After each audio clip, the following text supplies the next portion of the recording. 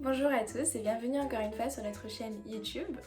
Je suis Mariam Elmi, responsable événementiel et partenariat au sein de l'association Bodyguard.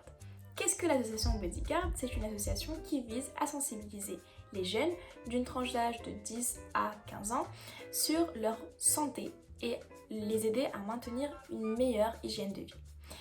Notre association se focalise principalement sur 4 thématiques différentes qui sont la nutrition, le sport, les addictions et la sexualité.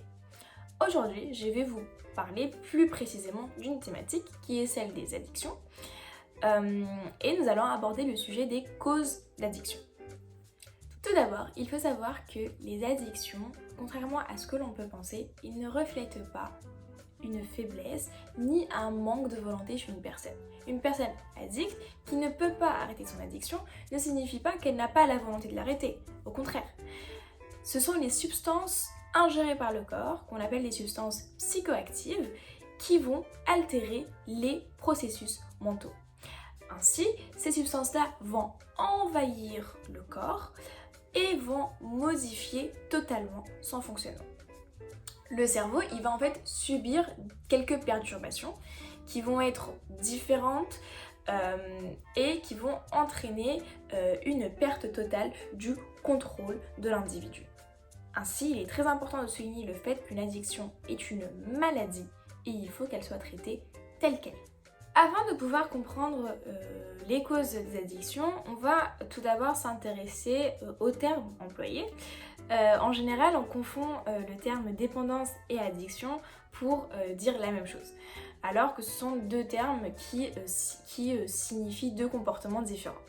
Une dépendance va être un déséquilibre du fonctionnement des neurones suite à la consommation d'une substance.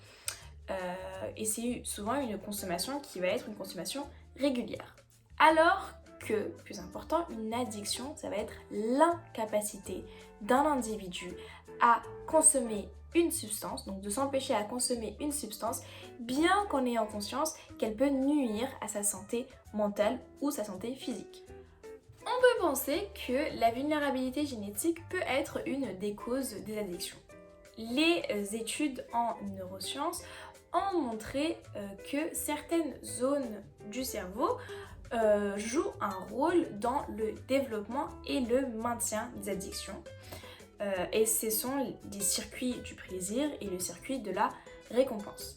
Il faut savoir que les développements d'une structure cérébrale, ils s'effectuent dès en fait la naissance jusqu'à l'adolescence. Le survenu d'un psychotraumatisme au cours de cette période-là, il va avoir une influence sur le développement cérébral et sur le développement de ces circuits de récompense et de plaisir. Il va en fait modifier les structures cérébrales sur le long terme. Ainsi, ces modifications dans le système, ils vont faciliter l'entrée du processus de l'addiction.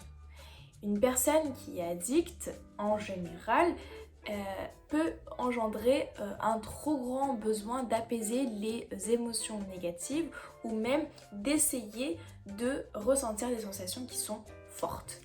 On arrive malheureusement à la fin de la vidéo. J'espère qu'elle vous a plu et que vous avez pu apprendre davantage sur la thématique des addictions. N'hésitez pas à nous lâcher votre like et à nous suivre sur nos réseaux sociaux. Et je vous dis à très bientôt. Au revoir!